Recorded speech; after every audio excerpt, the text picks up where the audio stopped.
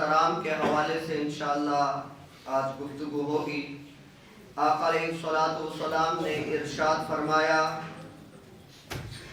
بڑوں کی تعظیم و توقیر کرو اور چھوٹوں پر شفقت کرو، تم جنت میں میری رفاقت پالو گے۔ یعنی آقا دو جہاں پیارا حبیب علیہ السلام کا قرب نصیب ہوگا۔ آقا دو جہاں پیارا حبیب علیہ السلام نے ایک جگہ ارشاد فرمایا، تم اپنی مجالس کو عالم کے علم، بوڑھے کی عمر اور سلطان کے عہدے کی وجہ سے کشادہ کر دیا کرو، یعنی ان کے لیے جگہ فراہم کر دیا کرو کہ علم یعنی عالم کا جو علم ہے اس کی قدر کرتے ہوئے، بزرگ کی بزرگی کی قدر کرتے ہوئے اور سلطان کے عہدے کی قدر کرتے ہوئے۔ حضرت سیدنا ابا یزید بسطامی رحمۃ اللہ تعالی علیہ، آپ کا جو مشہور واقعہ کہ آپ کی والدہ نے پانی مانگا اور سردیوں کی رات میں پانی لے کر آئے تو دیکھا کہ والدہ سو رہی ہے، پیالے کو ہاتھ میں اس نیت سے لیے کھڑے رہے کہ ابھی جاگ جائیں گی پھر پانی مانگے گی تاخیر نہ ہو جائے۔ تو پانی کے قطرے نکلے، انگلی پر لگے، انگلی جم گئی پیالے کے ساتھ۔ جب پانی مانگا تو اس کو کھاڑا تو دیکھا تو انگلی جمی ہوئی تھی ساتھ، وہ کھیڑا تو ماس اتر گیا اور خون نکل آیا۔ تو والدہ نے یہ دیکھ کر صرف دعا دی تھی، یا رب میں اس سے راضی ہوں، تو بھی راضی ہو جا۔ اللہ تعالیٰ نے اس ایک دعا کے بدلے اس دور کا سب سے بڑا ولی بنا دیا۔ یہ ادب۔ اسی طرح سرکار مدینہ آقا دو جہاں کے غلام، اگر تمہارے والدین پر کمزوری کا غلبہ ہو جائے، ان کے اعضاء میں طاقت نہ رہے، اور جیسا تم بچپن میں ان کے پاس بے طاقت تھے، ایسے ہی وہ اپنی آخری عمر میں تمہارے پاس ناتواں ہو جائیں، تو ان سے اف تک نہ کہنا، یعنی ایسا کلمہ زبان سے نہ نکالنا جس سے یہ سمجھا جائے کہ ان کی طرف سے طبیعت پر کچھ بوجھ ہے، اور انہیں نہ جگرنا، اور ان سے خوبصورت اور نرم بات کرنا، حسن ادب کے ساتھ ان سے خطاب کرنا، اور یہ سب کا سب حکم اللہ عز و جل کی طرف سے ہے۔ آقا دو جہاں پر حبیب علیہ السلام کے غلام تین فرامین بڑے خوبصورت ہیں والد بزرگوار کے حوالے سے۔ یہ تو تذکرہ والدہ کا بھی چلا۔ اللہ عز و جل کے پیارے حبیب علیہ السلام نے ارشاد فرمایا، والد کی رضا میں اللہ عز و جل کی رضا ہے، اور والد کی ناراضگی میں اللہ عز و جل کی ناراضگی ہے۔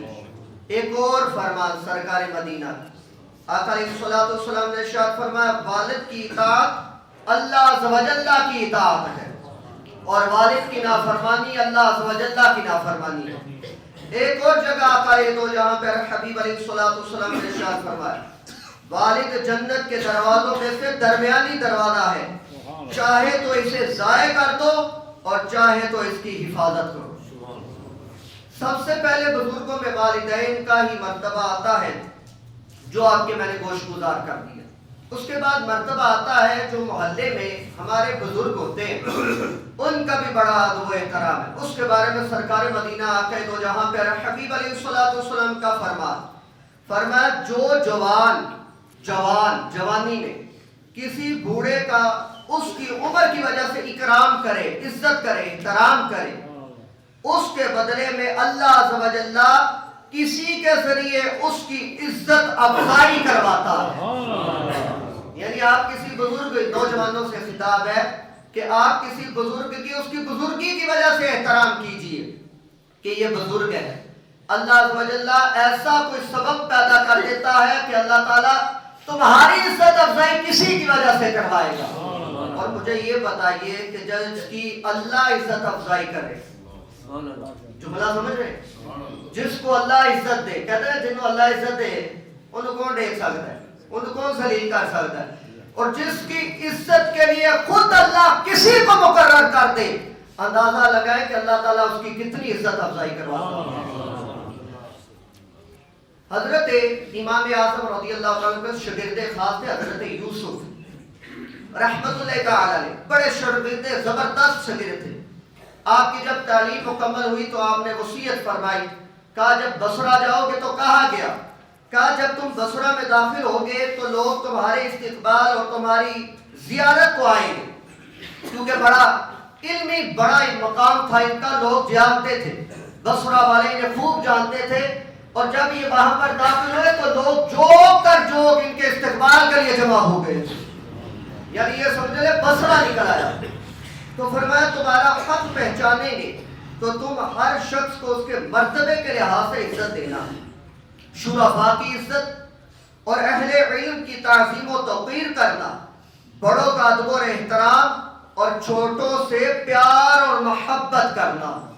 یعنی اتنے بڑا امام اپنے اتنے بڑے شاگرد کو جو چیزیں سکھا رہا ہے، اب آپ اسی وقار وہ معاشرے کا ادب و احترام سکھا رہا ہے کہ آپ کے پاس علم تو بڑا ہے لیکن اصل یہ ہے اس علم کو ادب میں استعمال کر دینا، یعنی ادب سکھایا، یہ نہیں سکھایا کہ اپنے علم کو ایسے ایسے پھیلانا ہے، ادب سکھا رہے ہیں کہ جو جس مرتبے کا ہو اسی مرتبے میں اس کا احترام کرنا ہے، اور اگر آپ سے لیول میں کوئی چھوٹا ہے اس پر بھی شفقت اور احترام سے پیش آنا ہے۔ ایک مرتبہ ہے گناہگار شخص، اب یہ اسی پر وضاحت کرنے لگا، واقعہ بیان کرنے لگا۔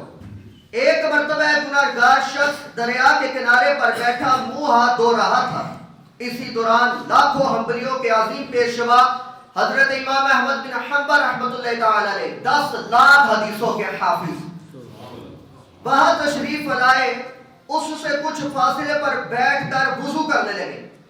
جب اس شخص نے دیکھا جس طرف میرے منہ اور ہاتھ کا دھوبن بہ رہا ہے اس طرف تو اللہ عز و جل کے ایک بہت بڑے ولی بیٹھ کر وضو فرما رہے ہیں، تو اس کے دل نے یہ بات گوارا نہ کی اور وہ شخص اٹھ کر حضرت امام احمد بن حنبل رحمۃ اللہ تعالی علیہ کی دوسری جانب جا کر بیٹھ گیا، جہاں سے ان کے وضو کا استعمال شدہ پانی آپ کی طرف آ رہا تھا۔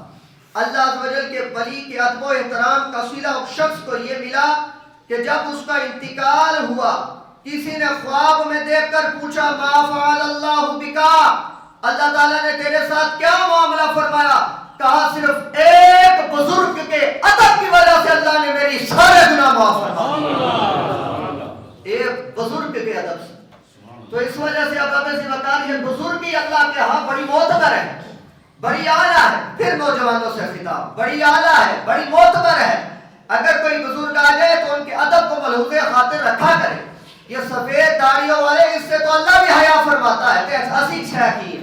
تو اس وجہ سے نوجوانوں سے پھر سے مخاطب ہوتے ہوئے کہتا ہوں، اگر کوئی بھی بزرگ اگر آپ کے سامنے آ جائے تو ادب کو ملحوظ خاطر رکھتے ہوئے اپنی آوازوں کو دھیما کر لیا کرے، ادب کو ملحوظ خاطر رکھتے ہوئے اس کے پیچھے ہو جایا کرے، اگر چلنے میں بھی ہو اسے آگے بڑھا دیا کرے۔ کھانے پینے کی باری آئے، ایک ٹرے میں اگر آپ بیٹھے ہو، ایک پرات میں بیٹھے ہو تو اسے ابتدا کروائے، اسی طرح ہر نیک کام میں اس سے ابتدا کروائی جائے۔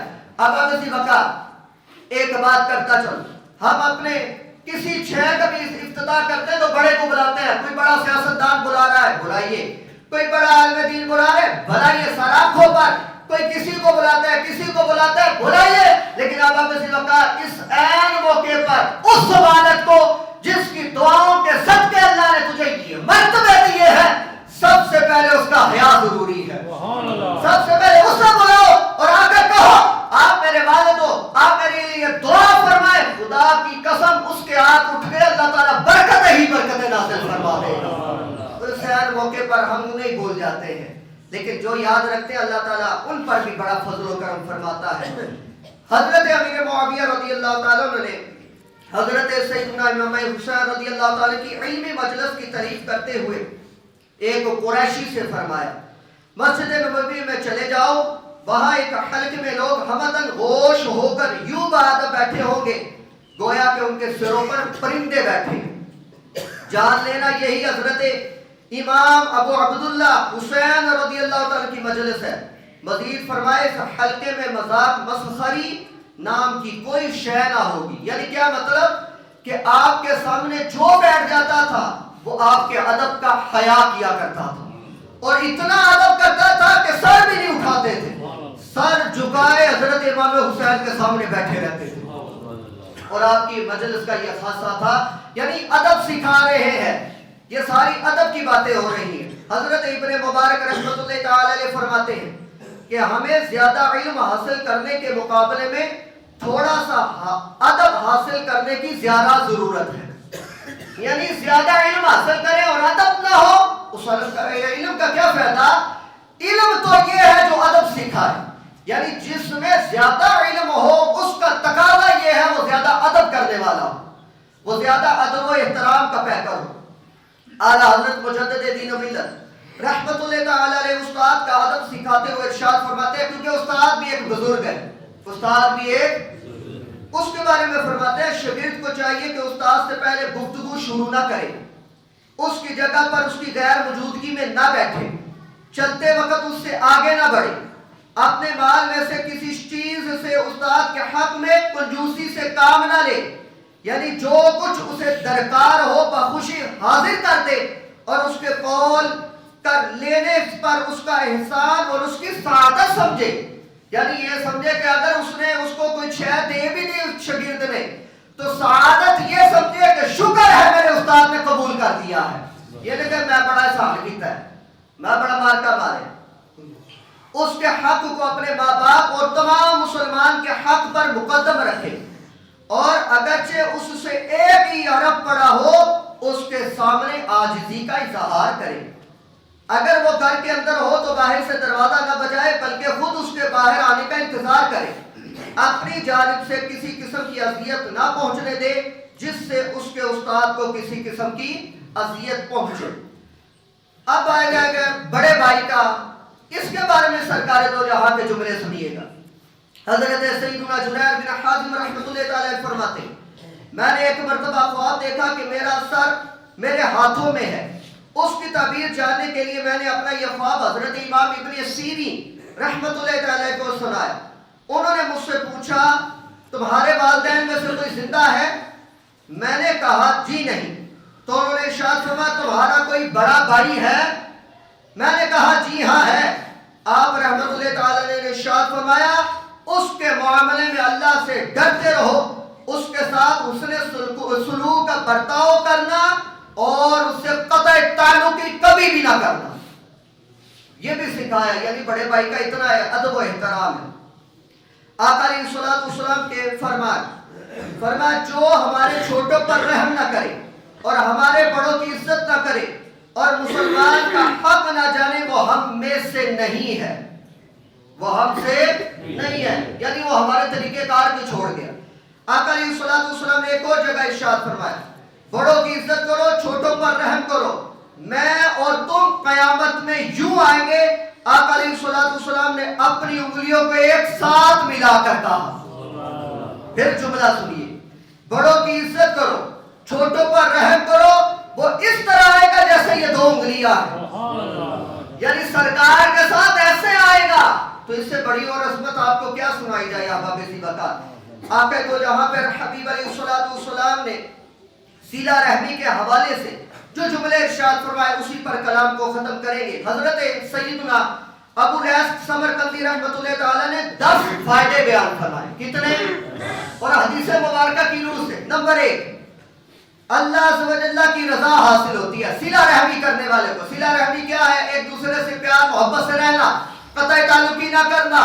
ادھر تو ایک بھائی دوسرے بھائی سے ایک جملے میں ایسے جدا ہوتے ہیں جب ذرا میرا مرنا جینا ختم ہوئے، خبردار تو نظر آیا تھے، تیرا جنازہ بھی نہیں میں پڑھنا، خبردار کوئی ایسا نہ ملے آتے. جو جا کے ملتا ہے اس سے بھی ناراض ہو جاتے ہیں. اچھی بات کرتے ہو مر لو پھر پتہ چلے گا تم نے کیا کیا ہے. اگر تمہاری وجہ سے اگر اسی طرح پھوٹ پڑی رہی رشتے داروں میں تو آنکھ بند ہوگی، قبر میں فرشتے پوچھیں گے بتا کر کے آیا کیا ہے، تیری وجہ سے یہ ہوا کیوں؟ اس وجہ سے اپنے تکبر اور اپنے فخر کو اپنے پاؤں کے تلے دفن ابھی کر دو، اس سے پہلے کہ تمہاری ناک سب سے پہلے قبر میں گرد و لود ہوگی. فرمایا جاتا ہے کہ پوچھا گیا کہ قبر میں سب سے پہلے کون سا عضو ختم ہوتا ہے؟ فرمایا ناک ختم ہوتی ہے. سب سے پہلے ناک ختم ہوتی ہے. جس ناک کی گرز رکھتے ہوئے انسان قطع تعلقی کرتے ہوئے بڑا کھانے کھا بنا پھرتا ہے، اسے یہ علم نہیں ہوتا اتنے پھلے کھانی نہ کر. اللہ کا فرمان یہ ہے جس نے رشتہ داری کو قطع کیا اس نے جنت کا راستے کو چھوڑ دیا. تو انسان کو ڈرنا چاہیے، انسان کو اتنے فخر و تکبر میں نہیں آنا چاہیے. جھکنے والا ہمیشہ بڑا ہوتا ہے. تو اب ہمیں اسی وقت اسی کی وضاحت کرتے ہوئے اللہ کی رضا حاصل ہوتی ہے. نمبر 1 اللہ کی، نمبر 2 لوگوں کی خوشی کا سبب، نمبر 3 فرشتوں کو مسرت، نمبر 4 مسلمانوں کی طرف سے اس شخص کی تعریف ہوتی ہے، نمبر 5 شیطان کو اس سے رنج پہنچتا ہے، نمبر 6 عمر بڑھتی ہے، نمبر 6 عمر صلہ رحمی سے عمر بڑھتی ہے، نمبر 7 رزق میں برکت ہوتی ہے، نمبر 8 فوت ہو جانے والے آباء و اجداد خوش ہوتے ہیں. فوت ہونے والے آباء و اجداد خوش ہوتے ہیں. فوت ہونے والے آباء و اجداد خوش ہوتے ہیں. یعنی ملنے سے دو بھائی آپس میں مل جان، اگر نفرت تھی تو چھوڑ دیں، ملے تو ابا بسی وقار قبر میں والدین خوش ہو جاتے ہیں. دو رشتہ دار آپس میں ملے، قبر میں جانے والے جو چلے گئے قبر میں وہ خوش ہو جاتے ہیں. اس وجہ سے اگر کوئی اپنے والدین میں سے دونوں یا دونوں میں سے کوئی ایک چلا گیا ہے، خوش کرنا چاہتا ہے، اللہ کی رضا کے لیے رشتے تم جوڑو، اللہ تعالیٰ نے قبر میں خوشحالیاں عطا فرما دیں. تو اس وجہ سے اس کو بھی پوائنٹ کو سمجھنے والا ہے. آپس میں محبت بڑھتی ہے. اور وفات کے بعد، وفات کے یہ جملے اسی وجہ سے میں نے سخت کہہ دیے تھے اس حکایت کو بیان کرتے ہوئے، وفات کے بعد اس کے ثواب میں اضافہ ہو جاتا ہے، کیونکہ لوگ اس کے حق میں دعائیں خیر کرتے ہیں. کہتے ہیں یا اللہ چنگا بزرگ سی، ساڈی آپس ان بن سی، لیکن ایک بزرگی کی وجہ سے ہم مل گئے. وہ جب تک ملے رہتے ہیں اس کے لیے ہاتھ اٹھا کر دعائیں کرتے رہتے ہیں، اے جانے والے بزرگ تیرا بھلا ہے، تو نے سانو ملا دیتا ہے، اللہ تعالیٰ تیری قبر نو نور نال نور کرے. تو جیسے ہی دعا پہنچتی ہے تو اللہ تعالیٰ اس کی قبر میں برکتیں عطا فرما دیتا ہے، نورانیت آ جاتی ہے، جلوہ گری آ جاتی ہے. اس وجہ سے بزرگوں، اگر آپ اپنی قبر کو روشن، اگر آپ اپنی قبر میں اضافہ، اگر آپ اپنی قبر میں برکت، اگر آپ اپنی قبر کو جنت کے باغوں میں سے باغ بنانا چاہتے ہیں، تو اگر قطع تعلقی ہو چکی رشتہ داروں میں، آپ قدم بڑھائیے اور بڑھاتے ہوئے سلو کا باعث بنیے. اب آپ اسی وقت جانا تو ہر ایک نے ہے، دیکھیے گا کہ اللہ تعالیٰ تمہاری قبر کو جانے سے ہی پہلے روشن فرما دے، برکتیں لے آئے گا. اللہ عز و جل کی بارگاہ بے کس پناہ میں دعا وہ ہے، اللہ تعالیٰ ہمیں بڑوں کی عزت کرنے کی توفیق کاملہ عطا فرمائے، چھوٹوں کا ادب اور احترام اور شفقت کرنے کی توفیق کاملہ عطا فرمائے. جو بیان ہوا سب سے پہلے حضرات کو، اس کے بعد ہم سب کو عمل کی توفیق عطا فرمائے. وآخر دعوانا ان الحمد للہ رب العالمین.